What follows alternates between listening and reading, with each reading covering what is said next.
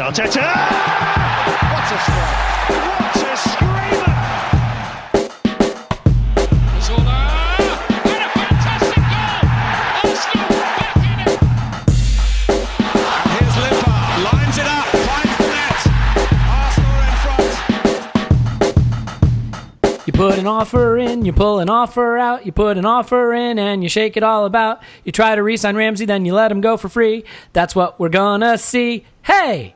This is the Arsenal Vision post-match podcast. My name is Elliot Smith, and you can block me on Twitter at Yankee Gunner. That's right, we're going to talk a little bit about the news. This just in, Aaron Ramsey has been told he can fuck off. That's not really what's happened, but we will parse it, we'll discuss it, we'll analyze it. We may even bring some insight to the debate, but I strongly doubt it because I am joined by Paul. You can find him on Twitter at Pause in My Pants. Hello, Pause.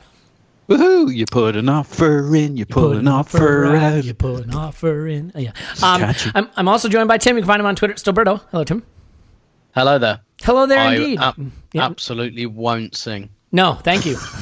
The listener is also begging me not to, but you know what? I did. It's too late. It can't be unheard. Clive is here. You can find him on Twitter at ClivePAFC. Clive, I'm guessing you could do a good Barry White. I can.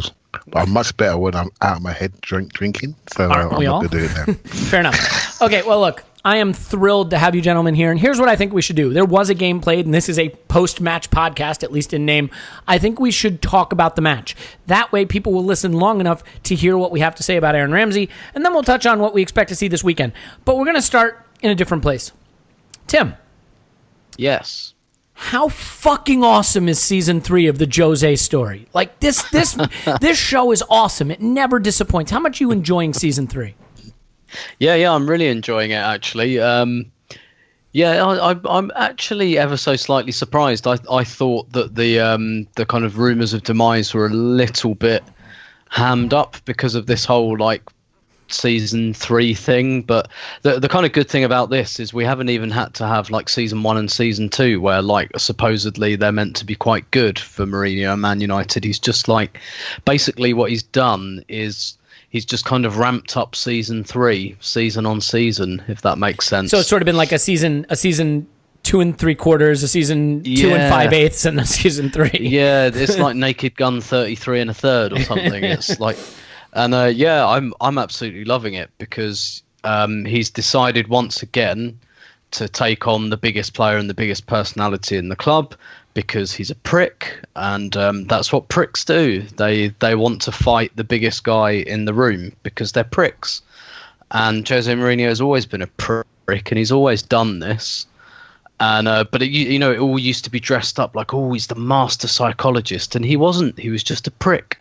The difference is everyone knows he's a prick now, and he's, I think, quite deliberately, just because he's one of those guys that likes to watch the world burn, he's like, I'm going to pick a completely like internecine fight that I can't possibly win just for the fuck of it. And listen, but like Pogba's not blameless in this whole thing. He's not playing particularly well, and he's strutting around. He's nearly blameless, to be fair, right?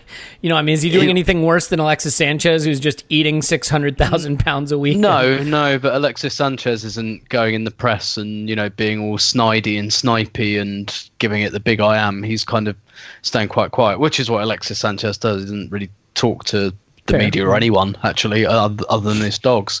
But this is great for me because, to be honest, I don't think Mourinho or Pogba are worth a shit to Man United, quite frankly. Pogba just does not fit in that team. I'm not sure he really fits at a club like that. And Mourinho is absolutely toxic garbage for them. So I don't really care who wins because I think they're both... to varying degree. I wouldn't say Pogba's poison, but he's just... I just don't see that. If you can win a World Cup with him as the central figure of your team, and if Juventus can be as good as Juventus were with him at the center of the team, I think it's a little bit maybe overstating it to suggest that United can't thrive with him in the team. I mean, I certainly think it's more on Mourinho. I mean, is it me or am I crazy? It probably is, but at the same time, even at Juventus, like Pogba's a moments player. Pogba could be, for my money, a lot better than he is, and that's not to say shit. He's not. He's very, very, very, very good.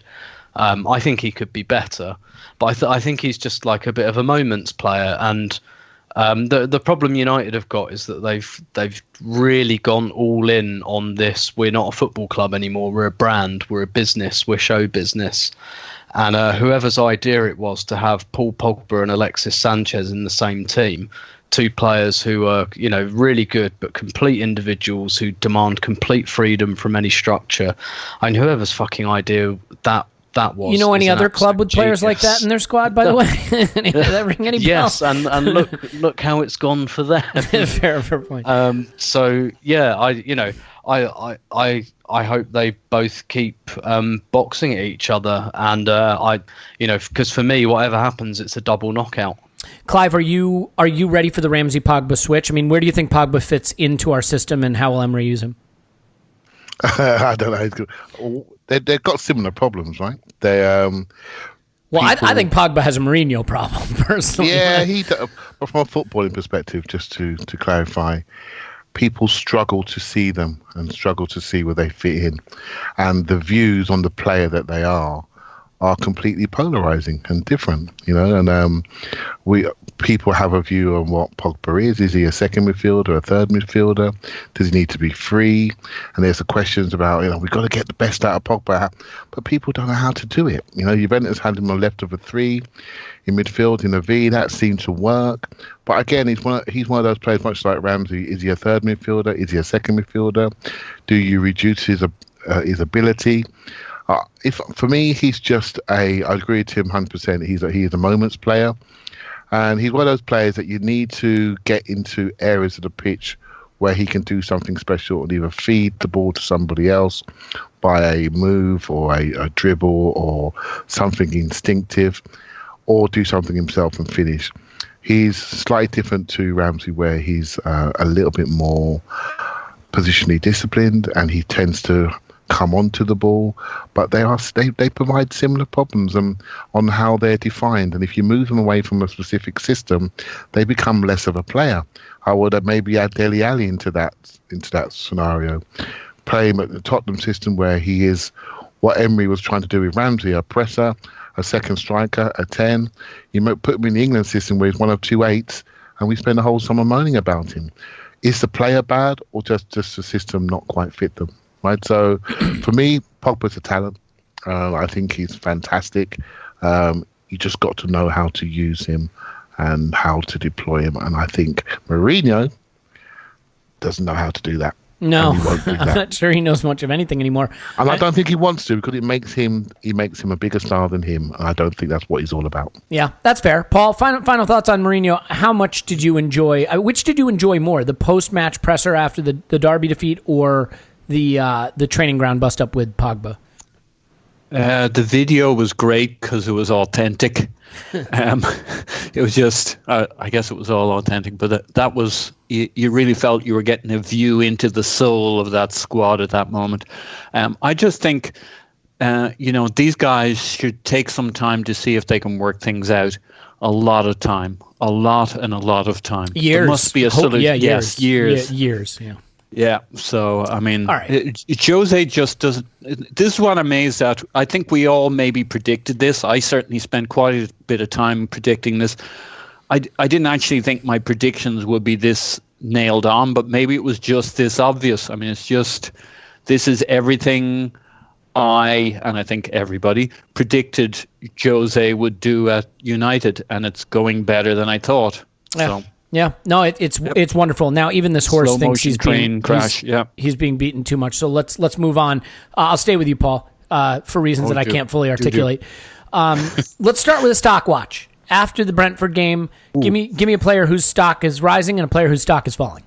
Oh, that's a good one. Right, quick. I'm just thinking around my. So, all right, I'm going to go with.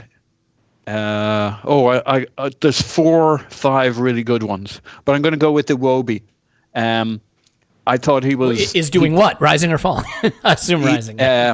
Rising. Yeah. Now I know the problem with all of these is you got to caveat it all with it's only Brentford lads, but I thought his energy levels drove us forward for the the 70 of the 90 minutes we were actually driving forward, not the 20 minutes we weren't. And the other thing I was particularly impressed with, apart from how lively and switched on he was the work rate, because he worked his socks off for the first 50 or 60 minutes and kept going. He was a 90-minute player. There was one play in which, I mean, he was nominally he was on the left, and he ended up covering back to the right back position to make sure we didn't drop from 2-1 to 2-2 at one point. So maybe not the hugest stock move ever seen in stock market history, on the basis that he's reasonably well regarded at the moment. But for me, this was a bit of a breakout game because of the level of energy he displayed throughout and how fit and athletic he looked for the whole thing. And yes, you can say it was only Brentford, but that didn't change the amount of running and the liveliness of it. And to be fair, it's his second consecutive good performance, coming off the Vorskla performance where he was excellent as well. And who's falling? We need that from that player. Well, we need something on the wings, definitely. Yeah, and who's falling? Exactly. So I thought that was big. Falling. Yeah. Someone wanted to jump in there. Was it Tim? Please. Sorry, I was just going to jump in really quickly on Iwobi and say I don't know if you listen to the Totally Football show. It's another football podcast, not as good as ours. But Michael Cox was on it today, and he was saying that he thinks Iwobi should start for Arsenal. It's quite interesting because we've been talking about Mkhitaryan because he's the wide player who brings us balance. But Michael Cox was making that kind of argument. But saying Iwobi, that he felt Iwobi had been really impressive. And when you look at the fact that we've lost Walcott, Chamberlain, Alexis, that Iwobi actually brings us something that nobody else does. So I'd agree with that. Yeah, and if you're looking for the Totally Football podcast, you can find it at patreon.com/Arsenal Vision podcast. So, Paul, who's falling? Not because he was terrible or even had a bad game. He had a bit of a mixed bag, but I'll go with Rob Holding because he was the guy with the biggest opportunity, let's be honest, of breaking out and into the starting lineup. The Emery kind of greased the skids for him. I feel like you're going to get the hate mail for this opinion. Yeah, I know. And it's, like I say, it's not that he didn't have that he had a bad game. I think he looked a bit agricultural at times, especially with his passing upfield and some of his decision makings. Well, that time overall, he pulled a carrot out of the penalty spot was particularly agricultural. Yeah, it was. I don't know what the hell you're talking about. It's agricultural. Agriculture. Get it? It was an agriculture joke. Come on. Yeah, unfortunately, I did get it. I'm trying to save you here, Elliot, but you're not helping. There's no saving me. Just look at the comments after my last Lacazette Aubameyang screed. So because it's a missed opportunity, I thought he was overall good, and he was part of the Emery ball goal that was goal number 2 for us. I don't know if you know this. I'm in the video business now, getting the clicks and the likes. So it's great. But he did play a significant role getting that started. I thought he did a lot of good things. But had he looked the sophisticated ball player from the back, he would have really been piling on the pressure to Mustafi. And so he had a fairly good game that was an opportunity for him to have a great game. Yeah, well said. Clive, I've got a very, very special question picked out just for you, but I'm going to go to Tim for a second first. Tim, well, let me give you a chance to answer that. I mean, do you agree with Paul? I mean, has Holding made an argument in his past couple of starts and deputizing for the injured Socrates at the end of the last league game for maybe replacing Mustafi and getting a chance to start alongside Socrates, or was this not a good enough performance to warrant that?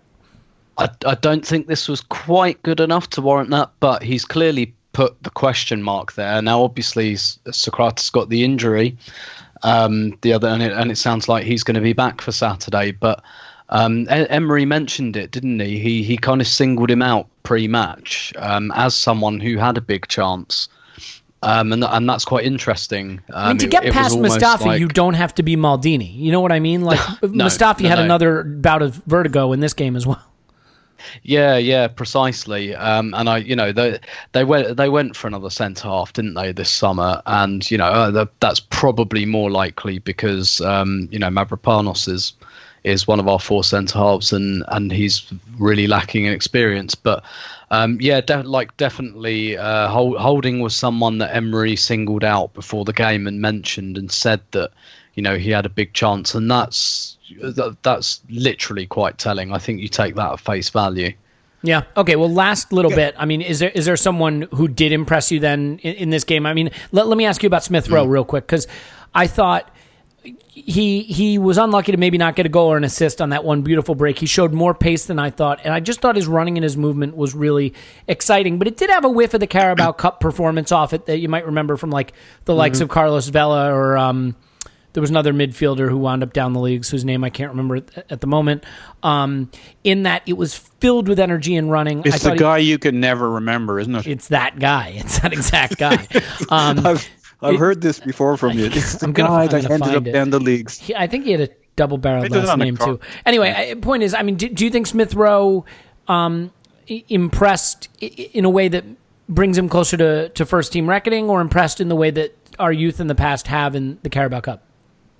I don't think he's done his cause any harm. I think he looked. I mean, it was. I thought it was a fairly unremarkable 7 out of 10 performance, which in many ways is quite enthusing for someone, who hasn't even really played much under 21 football. He's come straight from the under 18s. He's not skipping the under 21 level because that's where he's playing this season. But he hasn't had a lot of games at that level.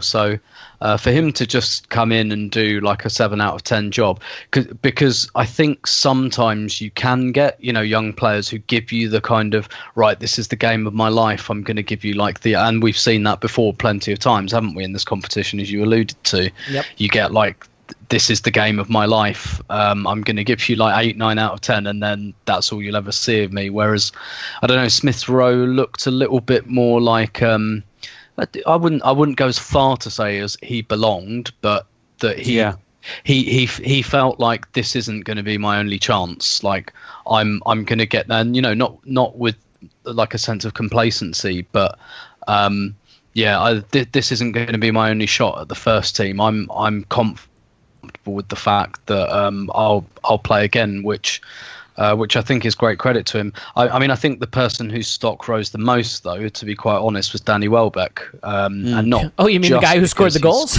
Yeah, good shout. I mean, what was quite it was too pleasing, obvious for me.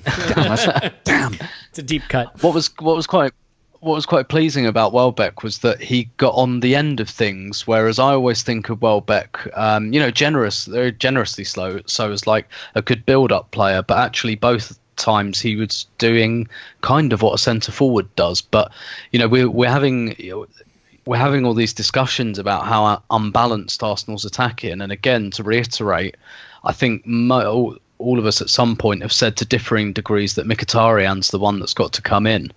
But Iwobi and Welbeck, in the last week, made a fairly decent case, and they're both players. Listen, neither of them are as good as Ozil or Ramsey or Lacazette or Aubameyang, but Iwobi and Welbeck could stick their hands up and say, yeah, but I'll probably balance this front line a bit more than they will. I'll do what I'm told. I'll play in the system. I won't go wandering. And I'm not saying that's enough to get them in per se, but again, it just puts a little question mark there for the manager. Sure. Yeah, look, Aubameyang's better than El Neni, but if we needed a emergency defensive midfielder, you wouldn't play Aubameyang there over El Neni. I mean, you have to play the players that work in the positions that you need filled. So now I'm going to send it over to you, Clive, and I have a very special question picked out, as I alluded to. So I hope that you will listen to it this time, okay? Here it is. Clive, for the next 2 minutes, talk about whatever's on your mind. Well, let me start by saying Emile Thomas was the player you were thinking about that dropped down the leagues. Jet? Yeah. Jet? Yeah. Yeah, he sure did. And what's on my mind? I think Aaron Ramsey's on my mind, actually. Well, we're going to get to that. So no, you can't. I'm going to actually black that out because that's coming in the much ballyhooed and anticipated section 2. Okay, so what's on my mind? I think ideally from the Brentford game. Well, I was having discussions today online because I was travelling with work today, so a bit of Twitter time, and people were talking about what they're seeing and getting enamoured with the system per se, and I've been really pleased about what we're doing back to the basics of the game, and you've heard me say about the fundamentals of football, and if anything, what I think Emery's trying to do is really bring the basics back. bring the accountability back. And I can't wait to see this develop. I think it's the most important thing that's happened to our club for many a year, where people are now being challenged. They're challenging each other. I'm seeing players shout at each other during the game in a way to keep them honest, to keep them at it, not in a way mostly where we're falling Lichtsteiner, out. to be fair. Yeah, mostly Lichtsteiner. They're the ones I caught as well. But isn't that brilliant? I mean, we've all spoke about this. It's not unique to me. We've all spoke about this. The lack of accountability, people not telling each other what to do. When people make a mistake, no one's telling them. And if you look at our signings, all of our signings over the summer have brought personality into the club. And now we start to see that on the football pitch. And what really stood out for me in this game was I felt, and I'd be interested to see what Tim felt being in the stadium, but I felt the players really cared about this game, and they treated Brentford with the same sort of care as they treated Everton, and I thought that was wonderful from the fans' perspective. Sure. The Can only I add thing yes, you can. Just one second. Let me get this thought off my chest just super quick. The only thing I would take issue with there, Clive, is just the question of, is there accountability? I mean, if he goes right back to playing Ozil right, Ramsey central, Oba left. I don't know. I don't know, but it feels like the players are holding each other to account. The players, it feels like I don't see so many players walking and not caring. So that tells me that the manager has put in a level of accountability, what's acceptable. When you're seeing Iwobi, who struggles for fitness in the last 20 minutes, making 80-yard runs back to block someone off or make a defensive challenge or just to block off a line, that to me tells me messages are being said. There's a new success criteria. This is what's acceptable in this culture. And more and more and more of the players seem to be buying into it. Yeah. That's how I see it. Well, and long may it continue. And I certainly think we're seeing the dawn of that for sure, which is important because, Harston famously always talked about 11 captains on the pitch, but we didn't really see that. You know what I mean? I'm okay with there not being a captain and it really being 11 captains on the pitch if they're all leaders. Too often they all look like passengers. So I take your point. Paul, it sounded like you had something you wanted to add there, and I also wanted to get your thoughts on Smith-Rowe because I know you had a couple of those as well. Yeah, I had strong feelings on Smith-Rowe, but I'll try so at this many point. things. Yes, such strong feelings. To Clive's point on the players in this game in particular, kind of showing up and responding. This is the first game I think since Chelsea where I felt we were actively, consistently, formally pressing, and maybe it's something to do with the front three we picked of Iwobi, Welbeck and Mkhitaryan lending themselves to that kind of approach. But you could see a coordinated press, which in my mind we haven't done for 3-4 games now. And they struggled to keep the ball. I mean, there were times there where they just couldn't make the 6-yard pass because of it. Yeah, and I'd be interested to... So that's very much on Clive's point, but I'd love to see what Tim thought watching it in the stadium. Was there a visible difference to the pressing as you look down on it? Not really, no. Damn it. Touche. All right. And your thoughts on Smith-Rowe since we've rubbished your first point? Tim is in retrospect rubbishing this point because he didn't really go for this. But I did think there was a tangible, palpable difference with the Smith-Rowe performance in this game versus other fine young things we've in the past. There's a couple of players we have where they just look like their heads. Sometimes you have it or you don't. And him and, for me, Eddie Nketiah have this mindset that they belong from day one. And they have a bit of an attitude and swagger. And as we're about to talk about a player that we're going potentially to lose from the club, whose key attribute is making runs into the box. I mean, my God, at the age of 17 gone 18, he's basically at the same age Pulisic was when he started playing regularly for Dortmund. I don't see why not. Maybe not quite why not at this moment, but in the very near future.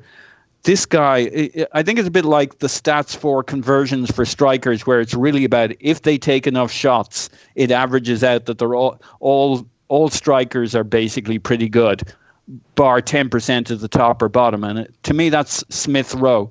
The runs he makes into the box, the legs he has, the courage of the guy to get there on the end of it. He skied one or two as he got into the box, but sometimes under quite a lot of pressure. I loved what he did. And yes, this could be just one more fine young thing, but I don't think he is. I think this guy's a different animal. And maybe sometime in the next 12 months, he'll start becoming a regular contender for playing for us. I mean, what's Guendouzi, 19 or something? So if you got your head screwed on right, and where I might have some concerns, not about Maitland-Niles' abilities, I think he's a brilliant footballer and athlete. He might need a few more years before he really kind of gets the crosshairs for what you do in a football game. I think Smith-Rowe has it. I think Nketiah has it from the get-go. I don't really feel that about many of our talented young players. I think he's the real deal within the next 12, 24 months. The only problem with that, and I think you've kind of undermined it yourself, is if he is a different animal, he's going to really struggle to qualify to play in the Premier League once they discover that, because I don't know that that's even within the regulation. Yeah, species issue. Yeah, it's a species issue. If he's a different animal, he's probably not even going to be eligible. Tim, there are times when I watch Arsenal and I think I must be taking crazy pills. There are times when people listen to me and they agree. Yeah. So we start with Leno, who is the guy who's good with his feet, immediately tries to air kick it into his own net, and then spends most of the game going long. So, what the fuck is happening? Please help me understand. So so what I quite like, actually, and I thought this against Vorskla. So that first aberration aside, I mean he's clearly more of a footballer than Cech is, and I think the way you can tell that, first of all, is the way he always offers himself again for the pass. So I do think some of our defenders have been dumping Cech in it by giving him like really shit passes on his right foot. But at the same time, Leno, as soon as he moves it, he makes himself available. He offers himself again, which is, just a little thing that Cech doesn't quite do. The thing I like about Leno's distribution is that he knows when to go long. And the reason he knows when to go long is because the thing he's got that Cech hasn't in these scenarios is that he's already scanned the pitch while the ball is rolling to him. With Cech has to like really concentrate on stopping the ball, controlling it, and then he looks up. And that takes quite a lot of time as well, which usually means all his options are exhausted. Leno knows what he's going to do when the ball comes to him, and sometimes that means getting rid of it. Sometimes you don't have an option, and I've actually quite liked that. And I know it's something we're all looking for, because we've all been told that Leno's very good with his feet, and we've seen that perhaps Cech isn't always, although I think that's been slightly overplayed. But he's a bit more natural just because he scans his options before the ball reaches him, so as the second it reaches him, he knows what he's going to do. And that second goal, which I think is the best goal we've scored this season, and isn't it ironic that it's with our second string that we finally get the kind of, well, no, actually we scored a goal, didn't we, playing out from the back against Chelsea? So perhaps that's a bit unfair, but it was quite nice that it was like our second string who haven't really played together, who really got that kind of that really nice goal from back to front. And Leno had a part in that, because he played a nice ball out to who was it he played it out to? Lichtsteiner, that's it. Yeah. And the first ball into him from Guendouzi was a gem as well. That was between two defenders. So yes. I mean, they really started it off with some balls. It was the classic pull them into us trick. Exactly, yeah. That was like the culmination of what we've been trying to do, and Leno was a big part of that as well. So yeah, other than that Cech-esque aberration at the beginning, and against Vorskla last week, I think he's been really good with his feet. Yeah, here's a question then. TV angles can be tricky, and sometimes I'm watching this on a stream, a legal stream. Thank you, a law-abiding citizen here, but it can be tricky sometimes when a ball lands in a part of the net where you think, did he have a shot at that? I mean, do you have any thoughts on his positioning, his reaction, his possible opportunity to save the free kick? It wasn't in the corner, I can tell you that much. Yeah, I do. I have to be honest, I've not seen it again.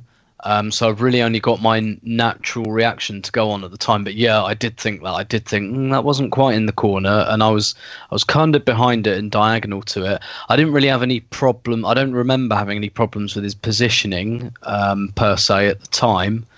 He didn't move. He was until the ball was basically in the net. I mean, he just didn't see it. Exactly. I saw Clive tweet about this. Yeah, Clive, you want to come in because I thought you made an astute observation on Twitter. So what you do when you're a goalkeeper? Thank you. You can he just didn't see the ball. So he didn't position himself to a position where he could see the ball being struck, and so he didn't move until the ball was past the wall. And it was too well struck a shot, so it beat him.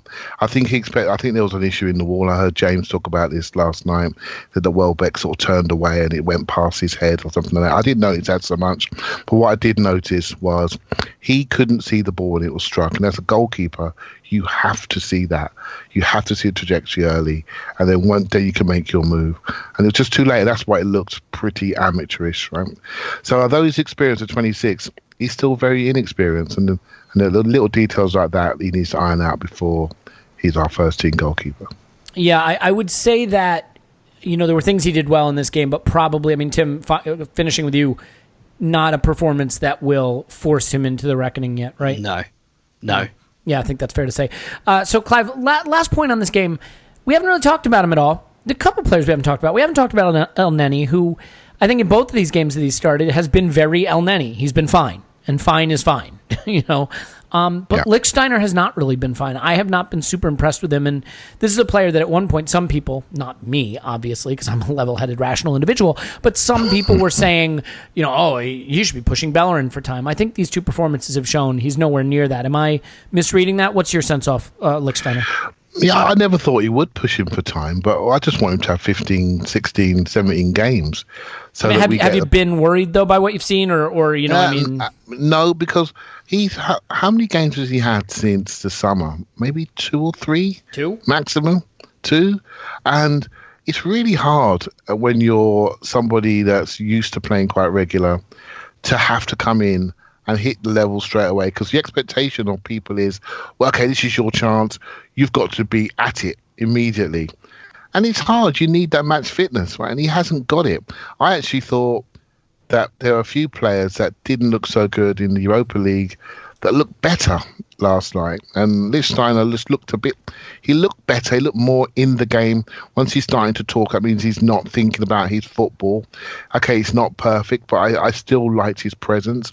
El Neni, again, I thought was very, very average last week, but I thought he looked better. He worked harder. He pushed himself to exhaustion. And I liked what... You can see a curve there, right? So, and you'll see that curve the next time you have a Europa game again, and the depth of the squad will be there. So, I'm not worried. I think his impact will be felt much like when Peter Cech first came in the dressing room and as well as on the pitch for certain games. It's interesting his comments today about fine details, work on the details in training all the time.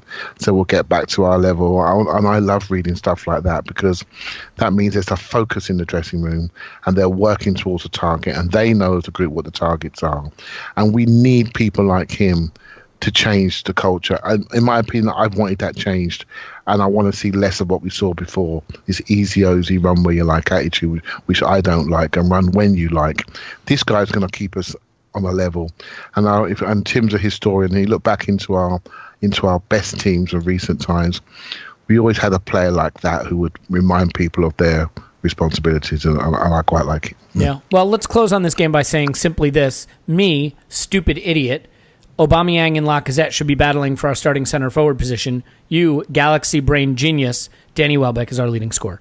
So there you have it. By the way, speaking of Aubameyang and Lacazette, in case you haven't heard my opinion of this situation enough, over on The Athletic, theathletic.com, a wonderful subscription-based sports site, I am writing an article about Aubameyang and Lacazette. There'll be more of a deep dive, more level-headed, more based on statistical performances, observations, things like that, on how we can get the most out of both of them, not just saying who should be the striker and who shouldn't, but what were they before they came, what are they now, what do we do to make the most out of a situation that should be a really good one, having these two extraordinarily talented strikers. That's on The Athletic. The Athletic is it is a subscription site, no autoplay ads, no advertising, period, no clickbait, no 5 things we learned from Mesut Ozil's summer in Ibiza, no transfer speculation and garbage. It's good writing from great writers. James Gunnerblog is writing some Arsenal content there. Graham Hunter writes for them. The managing editor of StatsBomb writes for them. The whole soccer coverage / football coverage. I say soccer in this instance because they have football coverage, which is the NFL, but you get the idea. George Qureshi, who ran the Howler, so really good people there, great writers, great content. Over 700 articles every week put out. They cover all the sports in a way that few other publications ever have. We'd love it if you'd give them a try. You can go to theathletic.com/vision, theathletic.com/vision. You'll get a free trial. So right off the bat, you can read a couple articles, see what you think. And then you get 30% off for that too. So, I know everybody's subscription dollars stretched thin, but if you like reading good quality articles and no ads and no autoplay stuff, you have to go to The Athletic. They're great. So here's what we'll do. We'll take a break. We'll tell you about a little bit of beer, the best beer, the only beer, the beer you should be getting, Beer 52, of course. And then when we come back, we will talk about Aaron Ramsey and the curious case of the disappearing offer. But right now, it's time to tell you about our favorite monthly craft beer discovery club. In fact, it is the world's most popular craft beer discovery club, beer52.com. You're going to want to go to beer52.com/vision right now. The reason you're going to want to do that is you're going to get a free case of craft beer. A free case of craft beer. You're even going to get a copy of Ferment Magazine and a snack. So you're getting all of that for free. Just pay £2.95 shipping, and you'll be upgraded to free next day shipping, which is great. 8 incredible craft beers, a magazine, a snack, no-brainer. And I know all about no-brainers. Trust me, I have no brain. In any event, this is a chance for you to discover some of the best beers from around the world, and right now you get to take advantage of the Raise the Bar competition, Beer 52's search for the UK's best new small brewers in partnership with the London Craft Beer Festival. So you'll enjoy the likes of Unity's 7% Export Stout, Boxcar's Belgian IPA, and West by Three's Mothership with Passion Fruit. It's only available in the UK, which makes me very sad, but if you live in the UK, it should make you very happy, because by going to beer52.com/vision, not only do you make us happy podcasters, but you make yourself a happy owner of free craft beer. And so that is obvious. By the way, one thing we love about beer52.com, they have a 5-star rating on Trustpilot, so you know you are going with a very trustworthy company. Again, the most popular monthly craft beer delivery service, so take advantage of it. beer52.com/vision. Go there right now. Get your free case of craft beer. You're going to love it. Okay, now that you're drunk on fantastic beer, we can talk Aaron Ramsey, who is maybe crying into his beer or celebrating with champagne. Who knows? Because the news has broken. Arsenal had an offer, a 4-year deal on the table for Aaron Ramsey, and we've pulled it away. We've just decided, no, we don't want to give you that deal anymore. It's a curious situation. And Paul, I'll start with you. The first thing I want to ask before we dive too deep into this is just what elements of this story ring true to you and not true? I mean, because Ornstein tweeted it out, because the BBC is reporting it, obviously, and Jeremy Wilson as well, who is very credible where it comes to Arsenal. There are some slightly less credible reporters who are also reporting these same kinds of things. It does sound a little bit like agent briefing more than the club, but coming from Ornstein, it definitely has the veneer of credibility.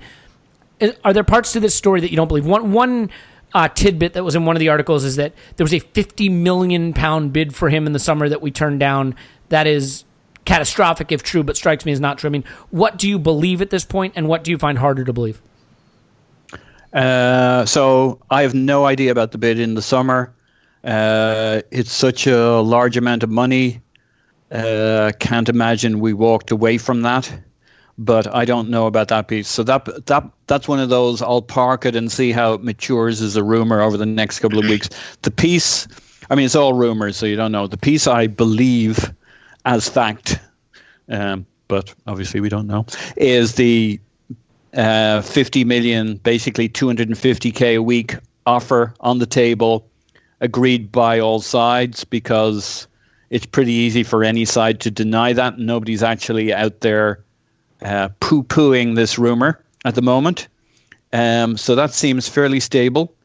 And the scenario I have in my mind where that makes sense is Ivan Gazidis was basically for it because politically that's a good move, and he's a political animal. He's now stepping away, and Sanlehi becomes the man who's to live with this deal.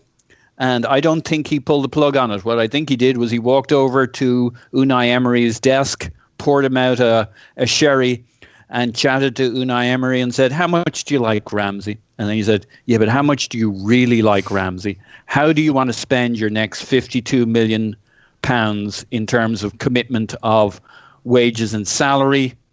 Wages are give me salary. some guidance, Unai. Yeah, wages and fees. Okay, never mind.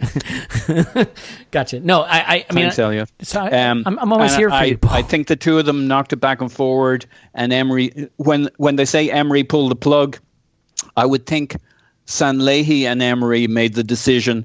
There were slightly better ways of spending 52 million.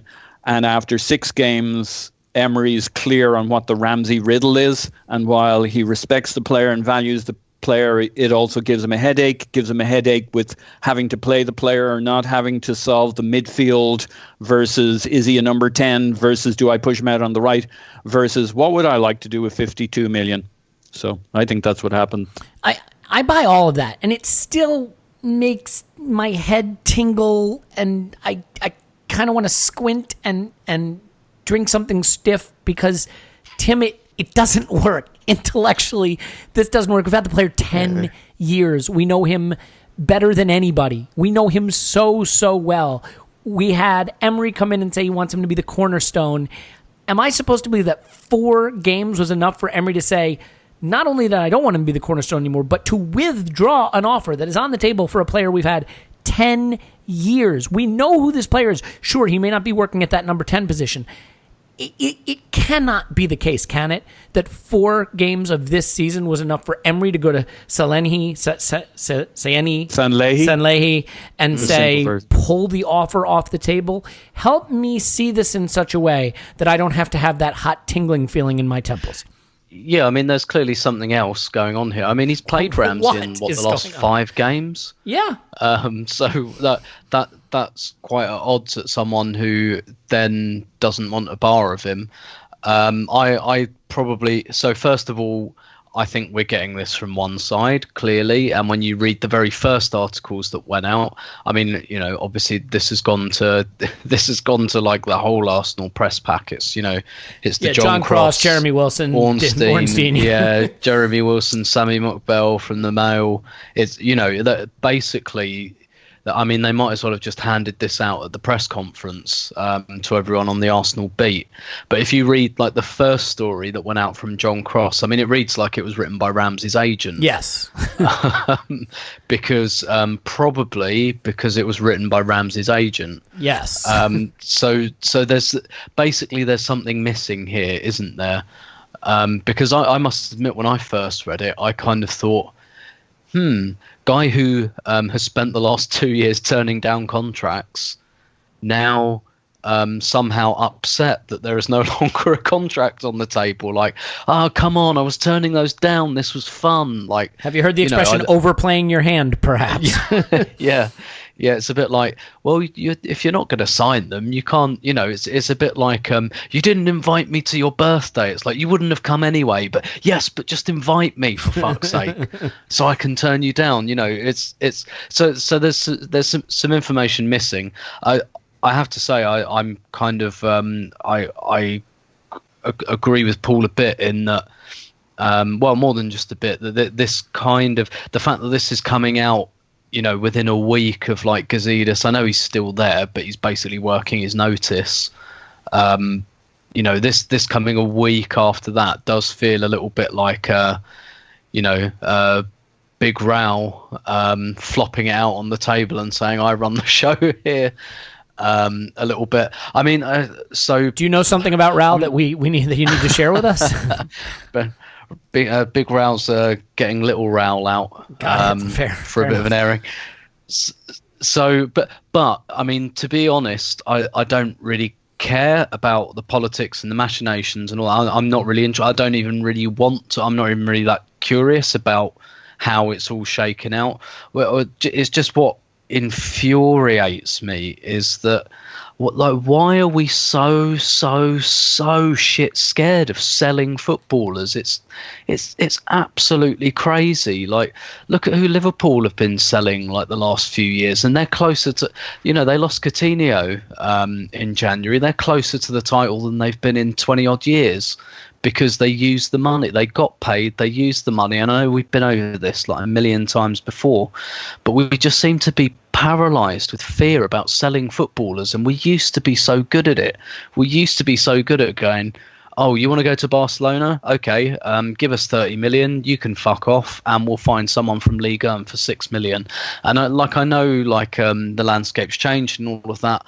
I mean, my reading of it culturally with Arsenal is that Arsene Wenger got so weary with the transfer market because he wouldn't accept any help, but it was more than a one-person job, that he just felt like, I must keep everyone, because if I don't keep them, then fucking hell, I've got to go and buy someone, and that's a real pain in the hole. A phrase that really jumped out at me about 2 years ago when he was asked about Jack Wilshere's contract, and Jack Wilshere was like at Bournemouth, and they're asking him about selling him, and he said, no, we must keep Jack Wilshere. And then he was asked about Kieran Gibbs, and he said, we must keep Kieran Gibbs. No, we must fucking not. Like they were like squad players. It's like there's. And to be fair, listen, do you have to kind of say we must keep them just because they're your players and you want them to hear that? I mean, I do, yeah, maybe, but I don't know. I took it quite at face value, given we backed it up with our actions as the problem. Well, yeah, precisely. And by the way, go ahead. Yeah, sorry. Sorry, I'm just gonna make it like, I know the economics is more complicated than this, but basically, look at what happened last year. We tried for some reason to hang on to Chamberlain till the death, but we used the Chamberlain money to buy Aubameyang. Like, what better case could there be for sell high and go and fucking buy someone else? And I felt like this summer was the right time for Ramsey to go. Completely mutually acceptable. It was the right time for him, probably right time for the club. We're overloaded in that area. We've got other areas of need. We're low on cash because we've been really bad at selling players, and I just felt like it was a bit of a kind of a gift horse we looked in the mouth, and now we're going to lose him for free. We're not going to get any money in for him, and we are really, really going to struggle to get back to where we want to if we keep wiping our arse on £50 million and burning it like this. Well, and oh, by the way, I have to laugh because you're like, we used to be good at selling. And I'm like, we were great at selling when other clubs could force us to do it. Maybe that's what we need. We just need clubs to come take our players off our hands so we don't make our own mistakes. But Clive, I mean, we did this last season with Ozil and Sanchez. We let them both go into the last season. We didn't sell either of them. We paid the crap out of Mesut Ozil. We wound up swapping Alexis, and it looks like a half-decent bit of business.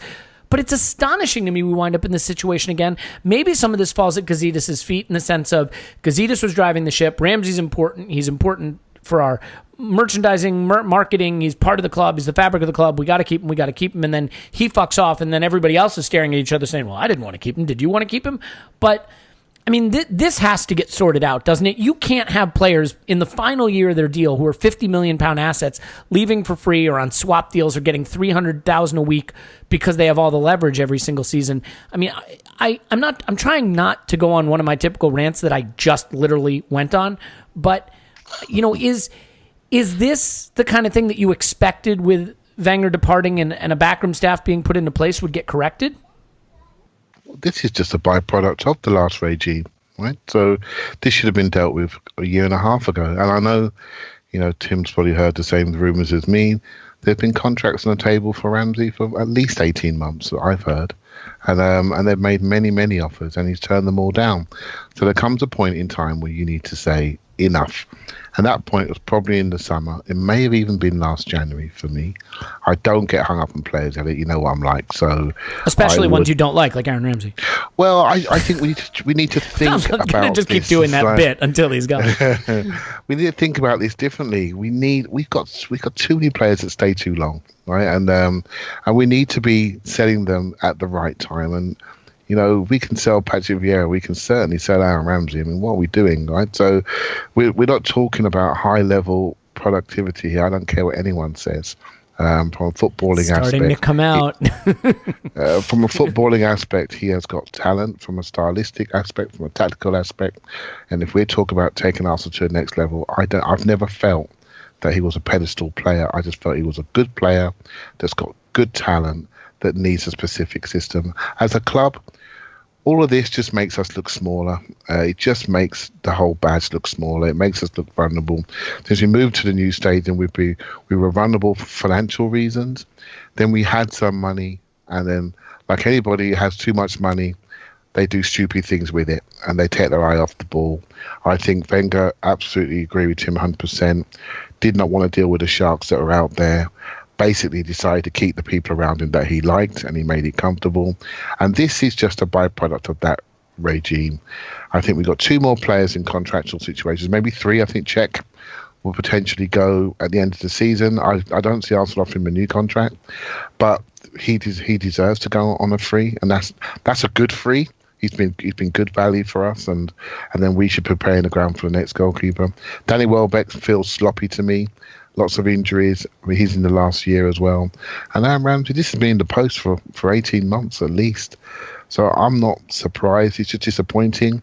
But what has been promising is there have been a number of contract signings this year from players that maybe not everyone was quite surprised they got extensions, which means we're modernising. I mean, just look at the Callum Chambers one, for example. None of us really expected that second contract. But it's there. That tells you there's a different regime that are protecting their assets. I mean, not many people are impressed with El Neni. Well, he's 50-50, shall we say. But he's got a contract. He's there. He's an asset we've now got captured. So things are changing. But I'm afraid Ramsey and Welbeck and maybe Czech up to a point are part of the legacy Arsenal. And from now on, hopefully we'll see a different team shape up. Yeah, and let me stay with you just for a second, Clive. I mean, withdrawing an offer is a big move. I mean, I realize it may be, the problem with a story like this is that offer may have been on the table and then taken off the table after he just stared at it for 4 months. I mean, like, let's put it this way. Let's say, Clive, I'm going to give you an offer. I'll give you $10 to come mow my lawn. And I put that offer on the table, and after 6 months, I haven't heard from you, and then I withdraw the offer. The headline could be, Elliot withdraws offer. I mean, The offer that was withdrawn may have been one he was never going to take, but what do you think could have precipitated the decision to remove it? Is it an effort to say, okay, we're taking a clear direction now that we're moving beyond Aaron Ramsey? Do you think Emery was involved in that decision? It's kind of odd considering how hugely he talked about Ramsey's influence and the importance of it going into this season. I mean, for you, how significant is the detail of withdrawing an offer, and is that a clear, definitive decision to move beyond Aaron Ramsey now? I'd like to think so. I think from the moment we started to see Smith-Rowe and Guendouzi and Torreira come into our midfield, that's 3 players that really maybe 6 months ago we never thought we'd see on the pitch, right? So, and I didn't even know 2 of them that even existed, right? So, and now we've seen them. I'm not stressed about centre of our pitch. I'm not stressed at all. We've got an 18-year-old, a 19-year-old, and a 21, 22-year-old. And it's a sign of how quick things can change, right? I mean, you sign an 18-year-old from League 2 or 19-year-old from League 2, and suddenly 4 games in, you're like, here's the future of our club. Things change very, very quickly. You don't have to go out and sign Verratti or Pogba to think your club has changed, Very quickly. I'm always talking about this. I never get hung up on talent because I didn't know who Torreira was in May. I just didn't know. World Cup, there he is. You see him, you think, he'd look good for us, and he's in our team, and we all love him. Guendouzi, I didn't know who he was, and he plays very much like a young Aaron Ramsey, the second midfielder, dashing player, lots of energy, positionally drifts to the right rather than drifts higher up. Similar errors, but he's all heart, very energetic, a lovely flourish to him. What's there to worry about here? Well, what we need to do is show a little bit more maturity and plan this a little bit more. So for me, I'd like to think his position has been weakened by the new people coming around him. That's made him not so valuable. And I think it's a football decision. He is not as well positioned and lost leverage since these players have come on board and performed to the level that they're performing. And Smith-Rowe is only going to get massively better. His line of trajectory is so high. And my sort of personal favourite is Maitland-Niles, and we're just forgetting about him. And when he comes into the scene, we've got another player. So from a football perspective, I'm not concerned, and we should be reinvesting what we should have got into other areas where we know we need upgrades. Except we didn't get anything. And then Well, we may get something in January. Yeah. I think we will get something. Well, all right. So let's finish with that then, Paul. And by the way, I mean, I will say that there may have been some of Emery here who said, in my mind, I saw Ramsey being able to play the 10 and trigger the press, and Ozil being fine on the right wing. That hasn't happened. We have a $350,000 a week commitment to Ozil, who only seems to work at 10. So Ramsey no longer really fits what I'm trying to do. I mean, maybe there's something to that. I don't know. But Paul, I mean, how do you see this playing out? Signs abroad for free in January and just peters out his season. Maybe we work out a swap deal. I'd take Martial, I'll tell you that fucking much. But we work out a swap deal or a cut rate deal in January, or he goes for free in England at the end of the season. I mean, how do you see it playing out? So I know we're all hung up on sending players to Europe, but they generally don't really want to go. I know he said something 4 or 5 years ago in a press conference, I think for the Barcelona game, because his star was high at the time and there were rumors circulating, blah, blah, blah. And he very politely said he'd love to go to and play in La Liga one day. But that was like 5 years ago when he was a kid. So I think the likely buyers that are going to pay him what he wants, he's now settled with kids, are going to be somebody like a United. Now, maybe they once bitten, twice shy, as we just... we screw them over on Sanchez, ha. So maybe that's not politically the most attractive option, but I would think everybody knows United just does whatever the agents tell them to do, so it's okay. Yeah, no, that's true. So, so I don't really know. I mean, it's a bit of a trade-off. How much can you get for a January sale when the guy's going 6 months later? We may well need him.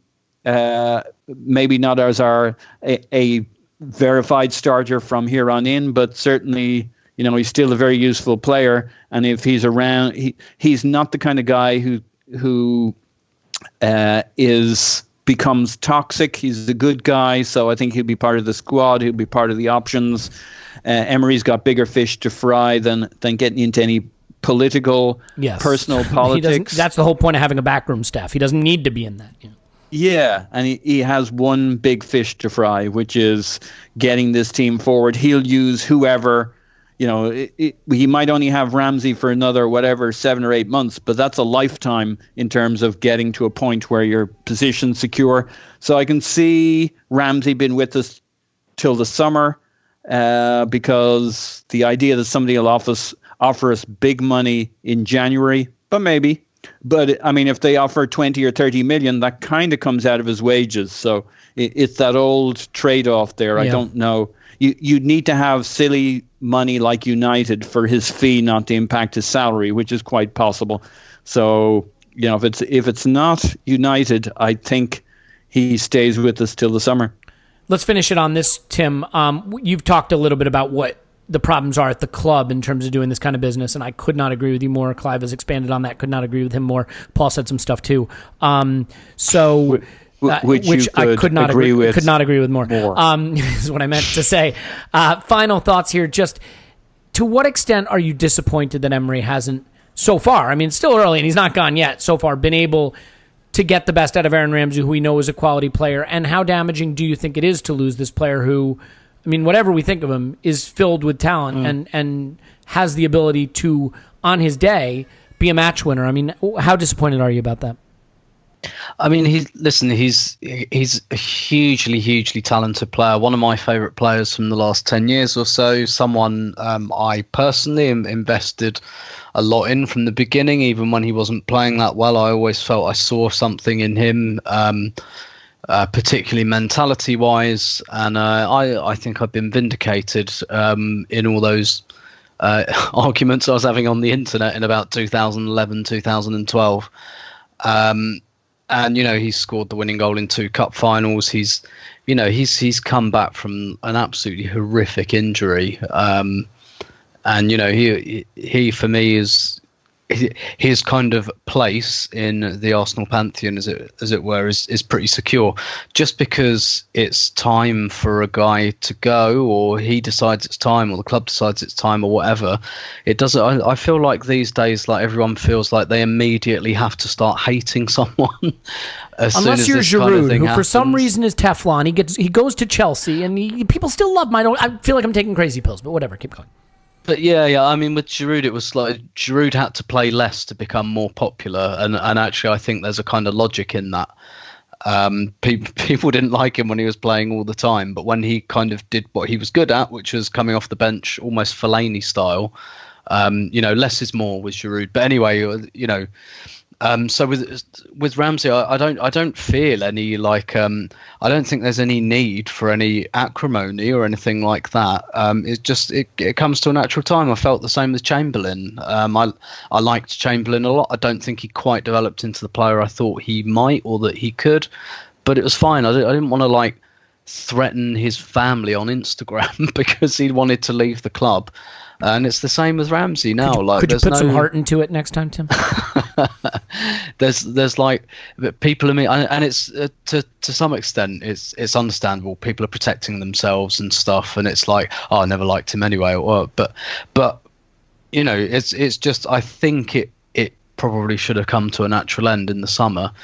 And in terms of replacing his skill set,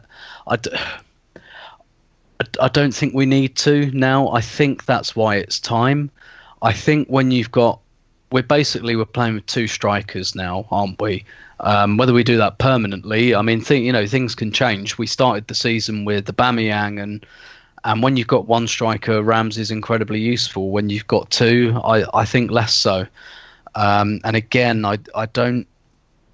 Basically, I don't think he quite fits with this kind of. If we're going to play Lacazette and Aubameyang, I think you need Ozil there because you need someone providing bullets, and Ramsey doesn't quite fit in there. You saw it with I know it's a brilliant assist for Aubameyang on Sunday against Everton, but he's in Aubameyang's way. And then you look at Lacazette's goal last night, and he nearly blocks the shot because he gets in Lacazette's way. Yeah, my thoughts on this, mate. I've been saying it for ages. And listen, that over time that might iron out. But what the fuck is the point if he's going to leave at the end of the season? There is no point in investing the time in him working out how to play with Lacazette and Aubameyang when he's not going to be here in 7 months or so. So I'm not disappointed in terms of, because I was, even though he's one of my favourite players, I was all for selling him in the summer because I felt like it's what needed to happen. But I don't feel any ill will towards him. I don't think he's done anything particularly wrong. I don't necessarily even think it's massively his fault that he doesn't particularly fit in at the moment. It's just there's other guys doing what he does. And that's not his fault. It's not because he's an idiot or because he's selfish or anything like this. It's just all of his strengths, I think, are better accounted for. Mm-hmm. And his weaknesses are quite similar to other players in our midfield. Yeah, and that's an issue. He's just a modern footballer, Tim, looking after his family, right? That's all he is, and he's trying to get the best deal for himself. I could pile in on him. When are we doing that in the spotlight? Are we still doing it? Because the fans voted for Mesut Ozil, so I wanted to do it on Ramsey, but now maybe it's too late anyway. So it looks like we're doing an Ozil one. But also, how just a final thought: how contradictory and stupid are we as fans that we get upset when a player sees his contract out? That's really disloyal. Players can't win a lot of the time if they see out their contract, and obviously they do not. You're denied a transfer fee. It's you bastard. Well, Van Persie made damn sure he left a year before his contract ended, and I don't think anyone thinks that much of Robin Van Persie for doing that. So and the Hazard he's got 1 year in the summer to go. Yep. And do you think he's going to sign a contract this year, or do you think he's going to use that to go somewhere? It's just modern football, mate, isn't it? It seems weird to me that more clubs don't do the "hey, we'll re-sign you with a release clause" thing. I mean, kind of the way Liverpool did it with Suarez. Protect the value of the asset. The way but the agent has a say in that, and it is cutting into the players' wages. I mean, it is. It's all money. Yeah. The way to do it is to do what Man United have done recently, and what we've done on occasion. We think we did with Cazorla actually. You sign someone on a 3-year contract, but you have an option for the 4th year, and then you start to negotiate with 1 year to go maybe, and then you say, okay, you're not going to sign. We're going to take up the option. That puts 2 years onto your contract, and now we'll sell. with 2 years value. And that's what you need to do. You need to do this when you're signing them. We're using options a lot more where you don't need to negotiate for the option because it's already part of the contract. Yeah, that's clever. Man United do. They're called I got to say, though, it's still all money. I mean, the agent then looks at that and says, well, actually, you're now using up some of our leverage on our side, so we want higher wages. So, it works for a year or so, and then the other side, it's an arms race. The other side gets smarter, and they factor it in. So, you get a year when you're smarter than the other side. That's about it, I think. The solution to that, never get smarter. I find that is a flaw, a foolproof we're a plan. year behind. Never get smarter. Okay, look, I think we should leave it there. Now, here's the thing. I did want to do a Watford preview, but then I remembered on patreon.com/Arsenal Vision podcast, Tim does extraordinary previews every week for the Premier League matches. And not only did he do them, but professional graphics editor Laszlo Fulop does the graphics for them now, and they look phenomenal. And I'll level with you. We want you on that Patreon. We need you on that Patreon. You can handle the Patreon. If you can't handle the Patreon, we still love you, and we love you for listening. If you can handle the Patreon, then please sign up and watch Tim's preview of the Watford match and every other match. And it's more Tim, and who doesn't want more Tim in their life? Coming in October, we will be giving away another Arsenal shirt. It'll either be Ramsey or Mustafi. Just kidding. I kid, I joke, it's what I do. We have In the Spotlight, Mesut Ozil coming up on the Patreon, and so much more. We are having a ton of fun doing this and a ton of fun engaging with you guys on the halftime show. That's been awesome. We'll have one this weekend for the Watford match, assuming someone on this podcast is willing to come on and talk to me about it. And hopefully it'll be 5-0 on the way to 10-0. We always joke about the end of the pod. That's coming up soon. Pausing in my pants. That's Paul. He's on Twitter. Hello. Woohoo! Tim's on Twitter at Stoberto. Thanks, Tim. My pleasure as always. Clive is on Twitter at Clive PAFC. You know what? I have been getting some hate mail, more than usual. I'm going to do this again. Paul's Twitter handle is Poznan in my pants. Tim's is Stilberto. And Clive's is Clive PAFC. Thanks, Clive. Thank you very much, my son. You're welcome, Dad. My name is Elliot Smith. You can block me on Twitter. Yankee Gunner. Give us 5-star review. 5 big stars. 5 stars. Not 1, not 2, not 3, not 4, but 5 full stars. And, we will talk to you after Arsenal 10, Watford 0.